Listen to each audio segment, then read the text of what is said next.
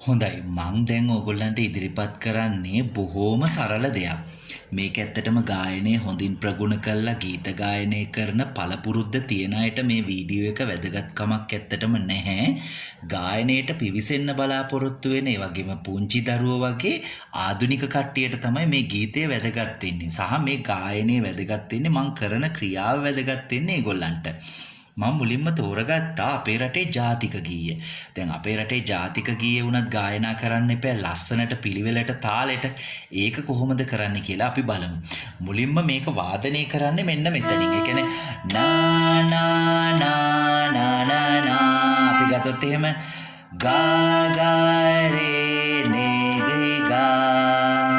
දැන් ඔක අපි කොහොමද කියන්නේ? එතකොට ශ්‍රී ලංකා.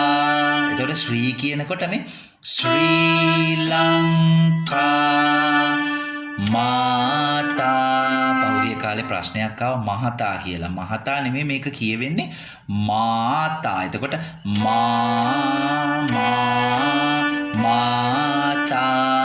අපි බලමු මේ ටික ආයිත් ශ්‍රී ලංකා මාතා.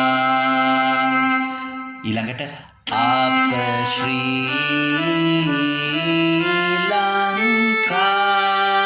මෙතනක් තියෙනවා මේ අප ශ්‍රී ලංකා. ඊට පස්සේ ආයෙ මෙතනින් නමෝ නමෝ නමෝ නමෝ මාතා. අපි දැන් ආයිත් ඒක ගායනා කරමු ශ්‍රී ලංකා මාතා අප ශ්‍රී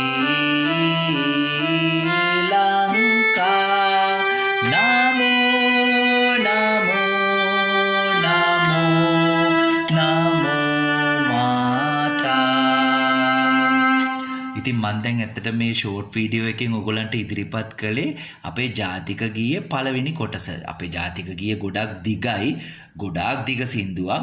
ඉතින් මේ පළවෙනි කොටස ඔයගොල්ලෝ හොඳට පුරුදු වෙන්න, ඕගන් එක ප්ලේ කර කර පුරුදු වෙන්න පුළුවන් නම් වඩාත් හොඳයි. දැන් පෙරදිග සංගීත ක්‍රමයට අනුව තමයි මම මේ ඔයගොල්ලන්ට අදාළ හැම ස්වරයක්ම වාදනය කරමින් ගායනා කරනවා පෙන්වුවේ. දැන් බටහිර සංගීතයට අනුව ගත්තොත් මේ ජාතික ගීයේ මුල් කොටසට අයිති වෙන්නේ C මේජර් G මේජර් කියන කෝඩ්ස් දෙක විතරයි.